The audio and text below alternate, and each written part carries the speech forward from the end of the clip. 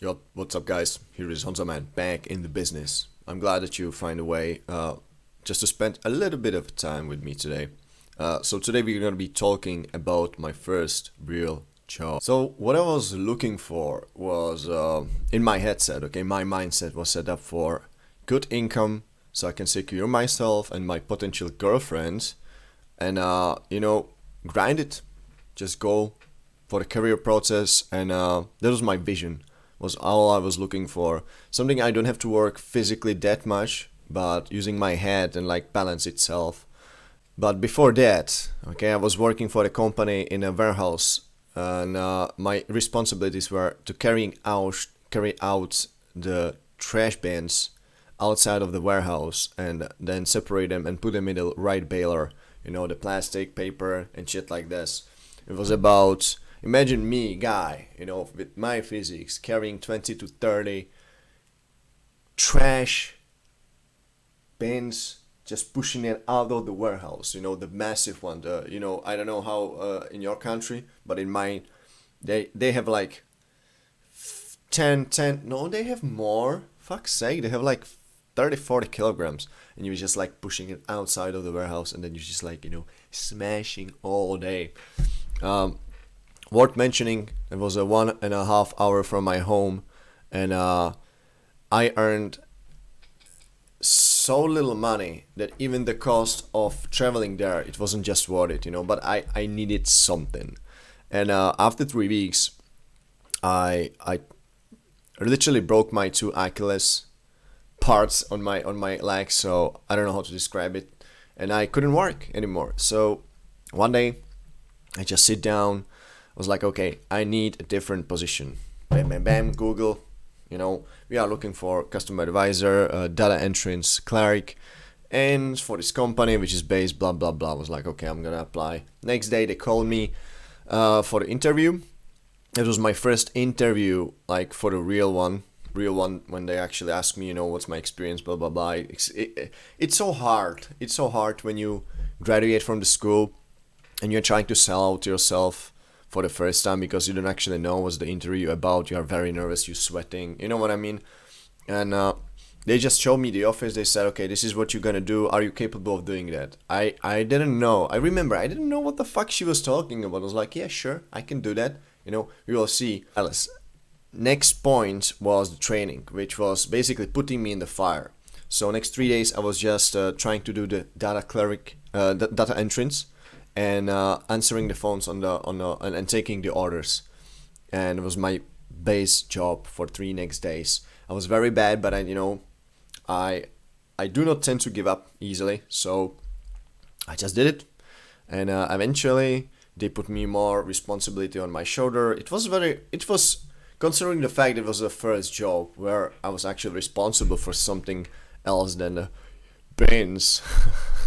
It's good paid. The only issue was, which I realized later on, I was working there for 50 to 70 hours a week, and my social life, everything else was just like dying off. But also, it was the only moments when I was living on my own, on my private room, 2+1, okay? Kitchen and shit like this, man. I fucking love it. I would like to really one day come back to this, because nothing is better than when you have your own space. You just, walk in the room, fucking, just go home, drop everything on the floor, PC up, and you do it. And you do whatever, and no one is telling you what to do. I'm not saying I would do it. I would probably do it. Anyway, so in my headset, or my mindset was, I gotta keep this job. I'm gonna progress. It was a small company and we were expanding quite heavily. The only issue was it was so much stress and so much time that was taking away from me.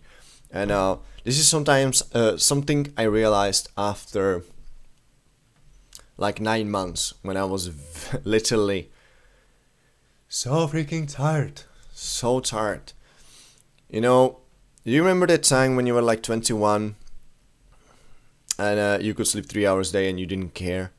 You can even drink before night, or 3 hours earlier. You can have like a bottle of vodka. You didn't care. Just wake up like done. But I felt like that this is not the way I want to live. And strangely enough, when I was talking to my friends, they were always saying like, hey, this is a good job. Why don't you stay there? You have a career process, you have a good money, it's a good opportunity.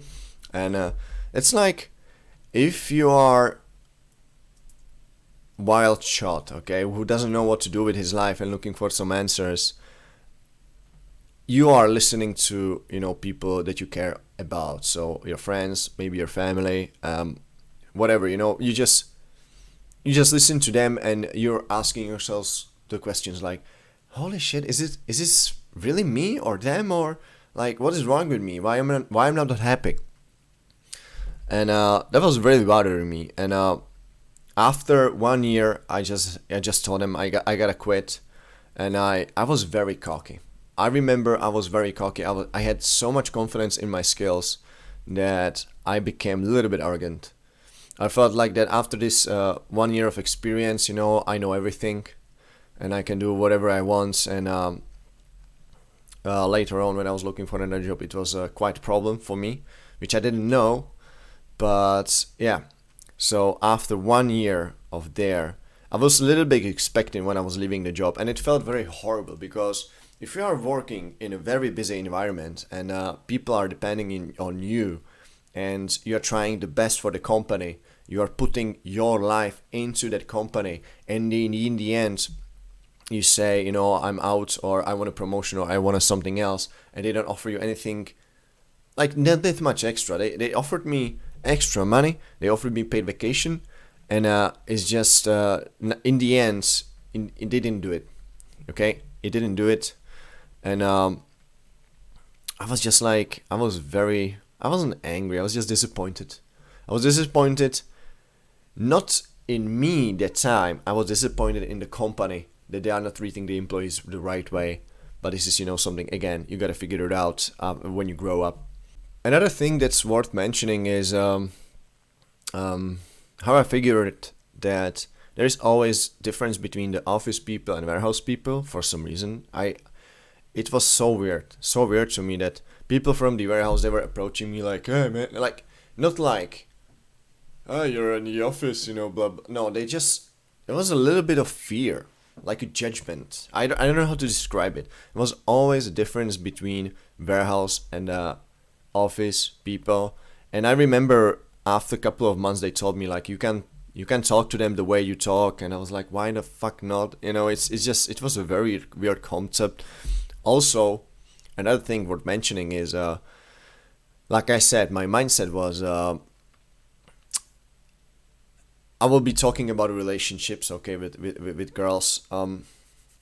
It's just strange to me because when you grow up, you party, you exploring your body a little bit, you're testing out these and things. And when I was 21, I felt like I was ready to settle up.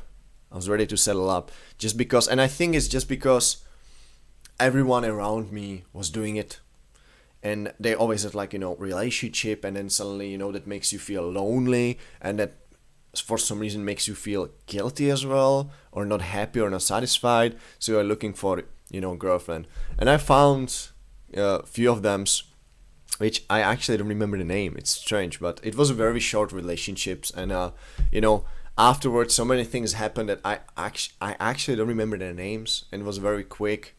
And I just remember I was this guy who was nodding on everything, like, yeah, let's do this, yeah. My only way of thinking was about, I need to secure her, okay? I need to secure her, and I need to be this kind of a person so she was gonna like me. And so in a way, I was putting myself in a mask, like I'm this this responsible guy who's doing this. I wasn't responsible. I don't know how to treat my money. I didn't respect the money.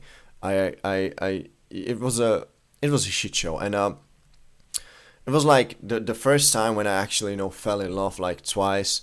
You understand, like, when you actually thinking only about her or him, whatever, and it's just not, you are just part of the head. Half of the day you are just there, with them, and then suddenly they say, this is not working, blah blah blah, and you just don't understand. Like, okay, I did everything I believed that's right.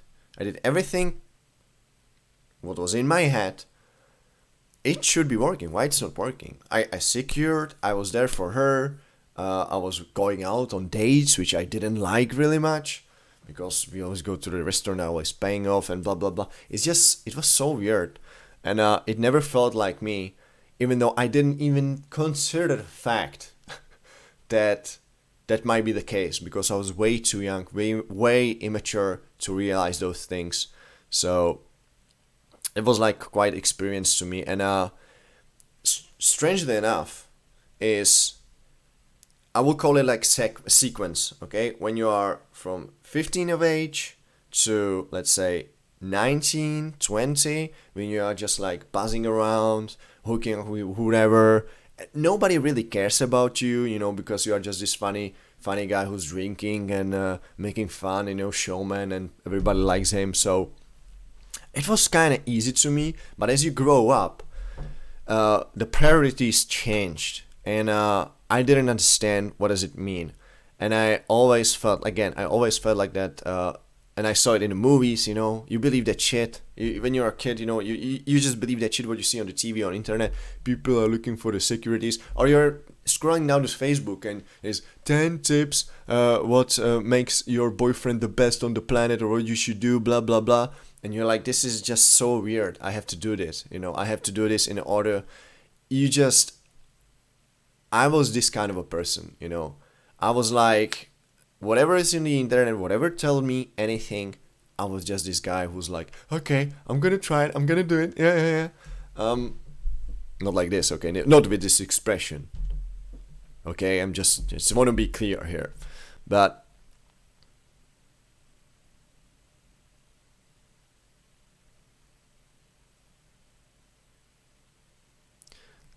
yeah, but getting back your confidence, it's like you have to reprogram yourself from the scratch to understand what the girls are looking for. And in a way, it destroyed absolutely my confidence, because everything I was using before to seduce a girl or hook up with her, it wasn't working anymore. With the age, it just wasn't working. So it absolutely destroyed my confidence. And we will get back to it when another story, when I moved to the Netherlands, and I fell in love twice there, and that was like, oh, it was like, wow, okay, I need to change something about it. But this is a skipping a little bit further, okay, a little bit further. We are not there yet. So with the next episode, we're gonna be focusing on what I did after I left the job. That wasn't the best strategy I had, because I didn't have a job. I didn't have a job, like planned, or I wasn't attending any interviews. Like I said, I was very cocky. And yeah, next 3-4 months of meeting Carol, which was a guy from Slovakia, and he teach me the best lesson of my life. Yeah. So thank you for watching, and see you later.